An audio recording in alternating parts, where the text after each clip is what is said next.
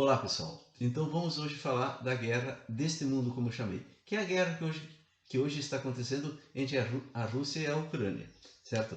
Na verdade, o que está em disputa ali são duas visões de mundo, duas visões do mundo, por isso que é deste mundo, não é do outro mundo, não é a religião, é o modelo político e econômico do mundo. Um é baseado na terra e o outro é baseado nos negócios da burguesia, comércio, indústria, bancos.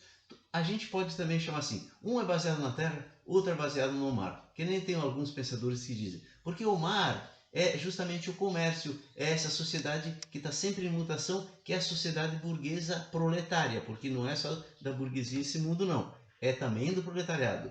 E como disse Marx, referindo-se a isso no Manifesto Comunista, referindo-se à sociedade burguesa, ele diz assim, tudo que é sólido desmancha no ar. Quer dizer, então nós vivemos numa sociedade sempre em mutação. Essa sociedade não é a sociedade antiga que as coisas pareciam nunca mudar, pareciam eternas. Então era Deus, pátria, família, os senhores donos das terras que eram senhores da vida e da morte, os reis que eram simplesmente um senhor de terras maior e a igreja que dava a bênção nesse mundo, certo? Era um mundo antigo. E o mundo moderno surgiu como a burguesia, né, que são as donas dos meios de produção, principalmente indústria, comércio, bancos, o proletariado que trabalha para a burguesia, um Estado moderno que tem mais uma res pública, ou seja, uma coisa pública, que ninguém é o dono. Tem o presidente, mas ele é o dono? Não.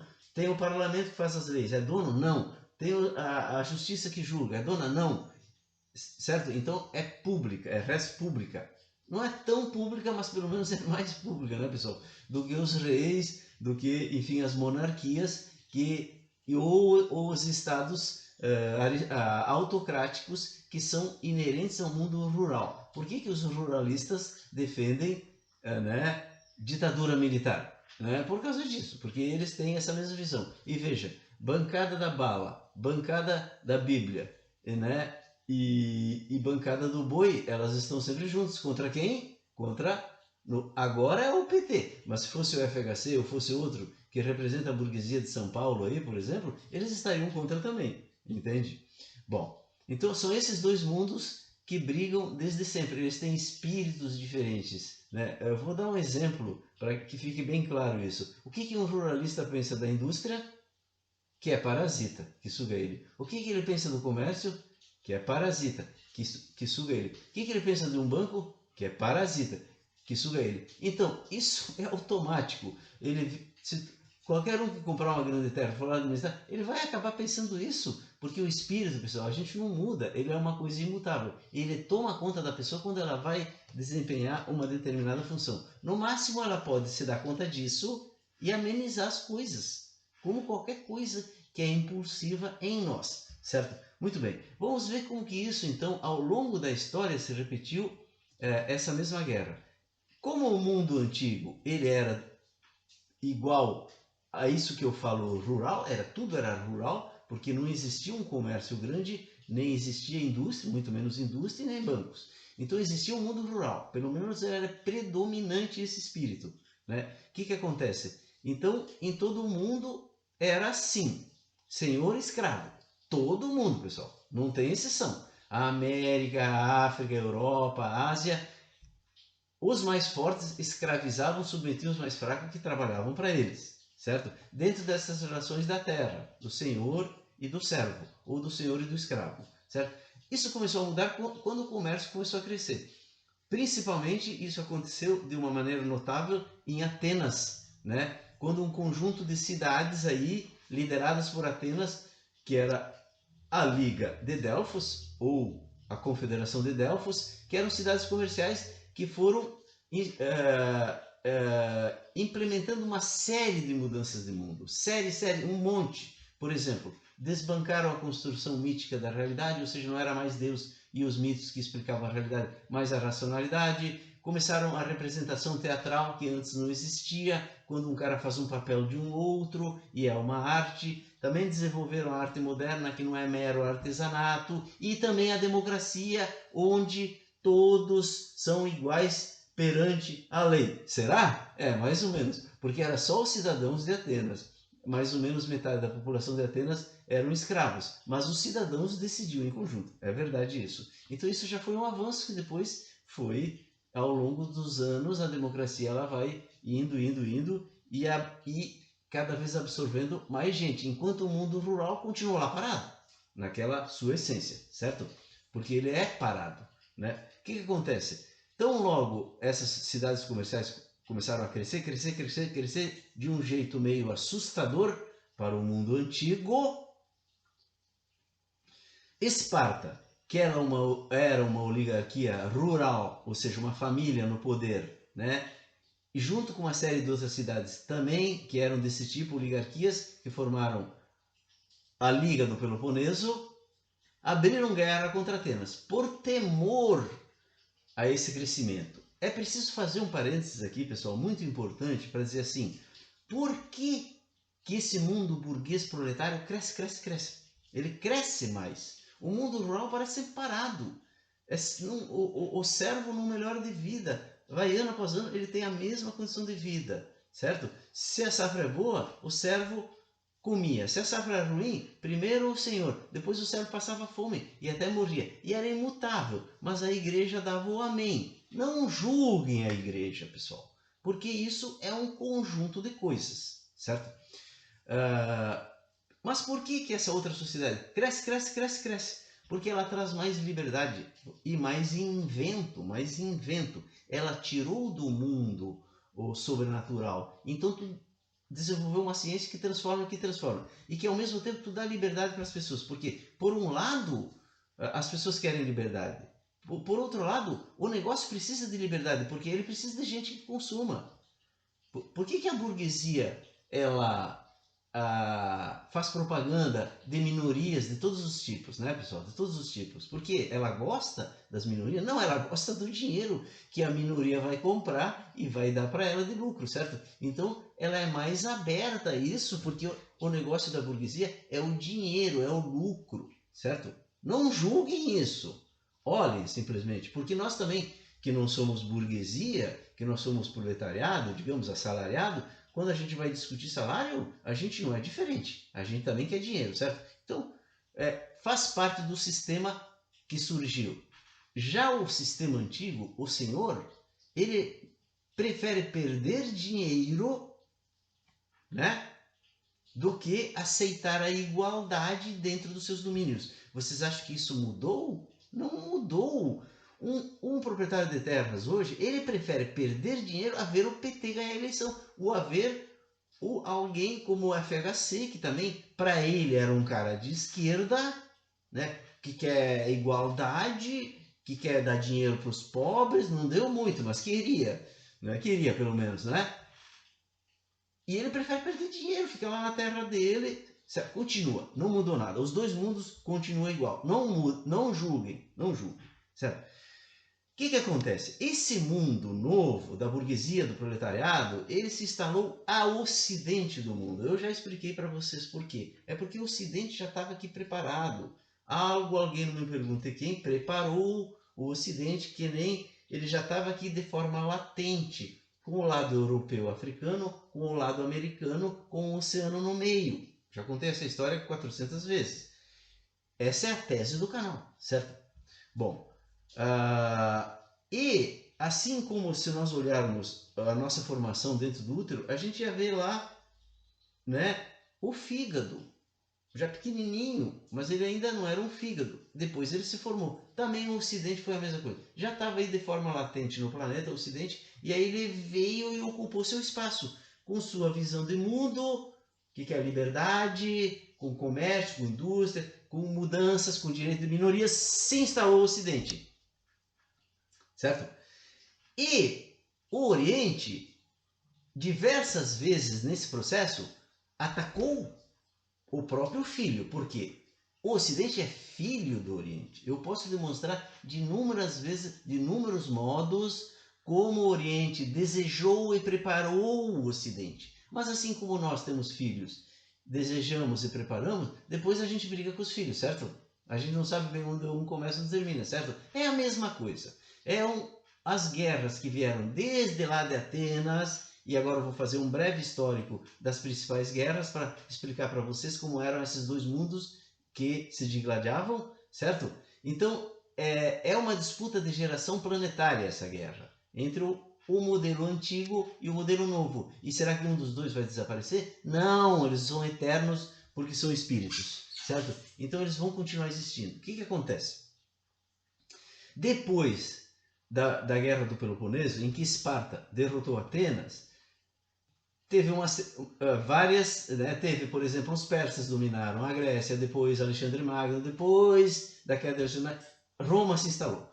E Roma era do tipo Esparta, era um império guerreiro, ele ocupava os lugares, cobrava tributos, em compensação prestava serviços para esses lugares, leis, estradas, etc. Mas ele vivia assim, do domínio da cobrança de impostos, porque originalmente Roma era rural. E depois se juntaram várias coisas aí, isso não está muito preciso para os historiadores, mas ela se estabeleceu como um império do tipo Esparta, né? Pelo poder se instalava, se impunha, cobrava tributos, né? E não era comercial. Roma não vivia do comércio da indústria, vivia desse serviço, em certo sentido, que ela prestava para aquele mundo do Império Romano, certo? E qual era o inimigo de Roma? Era a cidade de Cartago, que é do outro lado do Mar Mediterrâneo, na África, que era uma cidade comercial fundada por fenícios. E o que inquietava Roma? O crescimento de Cartago. O crescimento de Cartago. Então Roma foi na Primeira Guerra Púnica, derrotou Cartago, impôs sanções, cobrou tributos. Mas Cartago continuou crescendo, inquietando Roma. Roma foi lá, derrotou Cartago na Segunda Guerra Púnica, impôs sanções mais graves, etc, etc. Cartago continuava crescendo. Pelo motivo que eu disse para vocês. Porque o mundo do comércio, ele cresce, certo? Então Roma foi lá na Terceira Guerra Púnica e destruiu Cartago, matou todos e passou sal no lugar de Cartago para não nascer mais nada. Depois Cartago ressurgiu como a Cartago romana, mas não era aquele espírito da Cartago dos fenícios que era comercial, certo? Depois daí, o que aconteceu, pessoal? Roma foi a pique, ela foi corroída por dentro pelo cristianismo, que tinha uma outra visão de mundo, que não era do guerreiro que chega e domina, mas da igualdade dos irmãos. Isso tomou conta dos imperadores, dos escravos, de todo mundo em Roma. E, portanto, tirou aquele ímpeto guerreiro de Roma, que foi tomada pelos bárbaros. E aí o que aconteceu? Se pulverizou Roma em pequenos reinos, né? Que tinham qual visão de mundo? A da terra. Deus, o rei, os donos de terra, os servos, certo? Deus acima de tudo, rei, né? Como tem muita gente que gostaria até hoje, né, pessoal? E isso é natural, porque está dentro de nós, ok? E depois disso, o que aconteceu? Durante a Idade Média, aquele lado racional lá da Grécia foi crescendo naquele período, né? Até que ele começou e ele desbancou aquela visão de mundo de terra plana. Vocês me entendem? E aí as ideias da burguesia, a burguesia começou a crescer, o comércio, elas foram se impondo até que na Revolução Francesa, a França,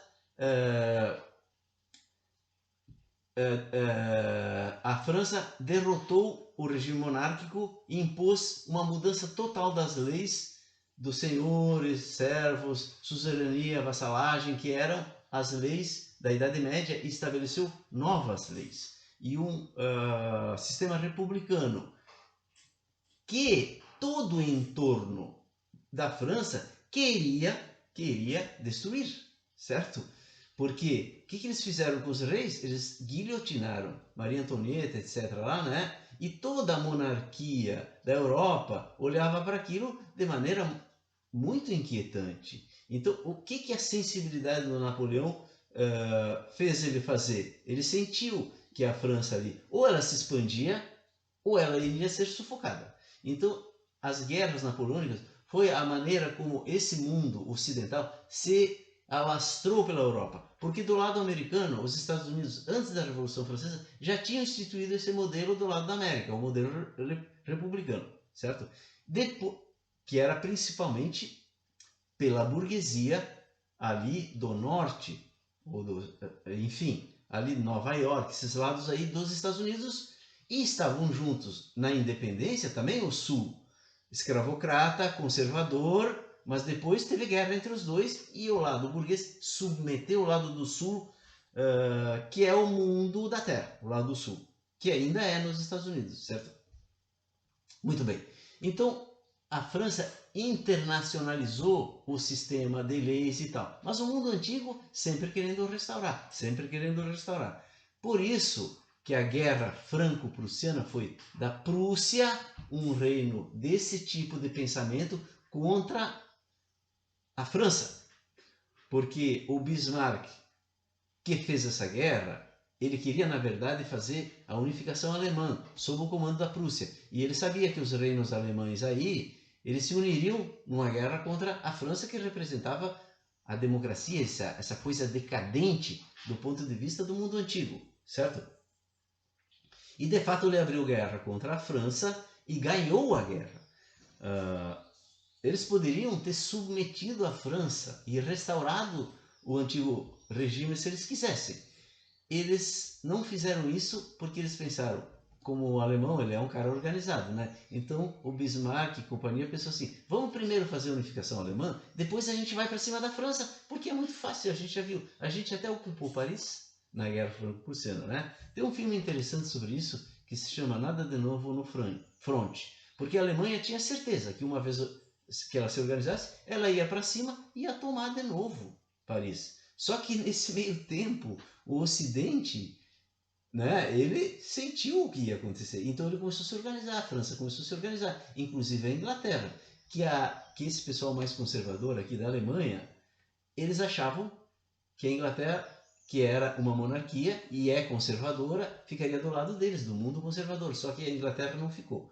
Ficou do lado da França e aí eles derrotaram na Primeira Guerra Mundial a Alemanha. A Alemanha não se convenceu direito, foi na Segunda, com a mesma visão de contestação ao Ocidente, certo? Perdeu e aí definitivamente. E aí eu digo, já disse, a Alemanha teve suas unhas cortadas, né? E ela se tornou um país excepcional, porque quando tu tem as unhas cortadas, pessoal, aí que tu te torna adulto e tu pode realmente ir ao máximo que tu pode ir, porque aquela visão que é tu e os outros têm que ser igual a ti, é uma visão infantil, certo, pessoal? Uma visão infantil, que é o que move hoje Putin e a Rússia contra a Ucrânia. É exatamente isso. O que levou o Putin a abrir guerra contra a Ucrânia é o medo da democracia se estabelecendo perto dele, dando um mau exemplo para a Rússia. Porque o que aconteceu com o Putin? Ele, quando caiu a União Soviética, pessoal, era um sistema antigo. Era uma relação de suzerania e vassalagem entre a Rússia e os outros países do leste europeu. Por exemplo, a União Soviética tentou invadir a Polônia e não conseguiu. Se não me engano, foi aí por 1922, uma coisa assim, numa data que até hoje os poloneses celebram como a independência da Polônia, porque era normal a Rússia ali invadir os países e dominar. E a Ucrânia praticamente nunca teve liberdade, né? Então sempre foi dominada pela Rússia, certo? Quando aconteceu a União Soviética, apesar dos ideais socialistas, se estabeleceu isso. O Stalin tinha um acordo com o Hitler de divisão do leste europeu, né? E o Stalin só se defendeu contra Hitler porque o Hitler não queria cumprir. Ele queria transformar a Rússia num país vassalo da Alemanha. Então a Rússia acabou tendo que se defender e foi um dos componentes importantes da derrota do nazismo, é verdade. Mas a visão que tinha ali na União Soviética era essa do mundo antigo, de se estabelecer pela força, de os mais fortes submeter os mais fracos, certo? E quando caiu a União Soviética, porque esse mundo é ineficiente, ele é ineficiente, então quando caiu a União Soviética, o que acontece?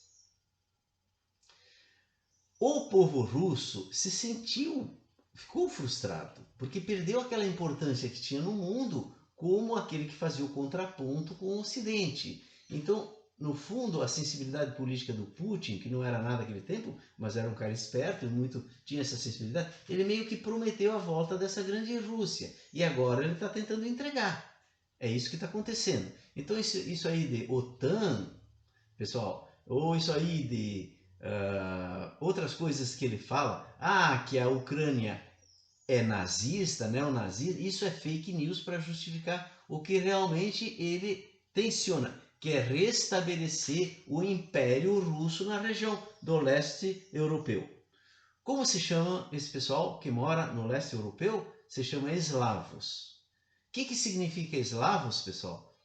Escravos. Quem deu esse nome? Os gregos. Por quê? Porque os gregos iam ali comprar escravos, certo? Bom, isso não é por acaso, mas eu só deixo em aberto porque eu vou tratar diante dessa questão dos eslavos. Por que é um lugar de escravos? Por que é um lugar de estabelecimento de relações de suzerania e vassalagem, de senhor escravo, parecido em algum sentido com a África, sem julgamentos morais. Tem um lado grandioso disso, tem um lado pequeno disso, como tudo. Nós temos que olhar essas duas questões, qual é a relação que elas têm e com a própria escravidão do homem pelo homem ao longo das eras, certo? Para a gente poder entender o preconceito contra eslavo que ainda tem hoje, o preconceito contra afrodescendentes que ainda tem hoje. Compreender as coisas é um fator importante para superá-las, certo? Mas não vai ser no próximo vídeo que eu vou falar disso. Eu vou falar no próximo vídeo dos BRICS, porque eu fiz um vídeo e agora eu quero fazer uma avaliação daquilo que eu disse em face do que aconteceu depois. Tá, pessoal? Um beijo, até o próximo vídeo.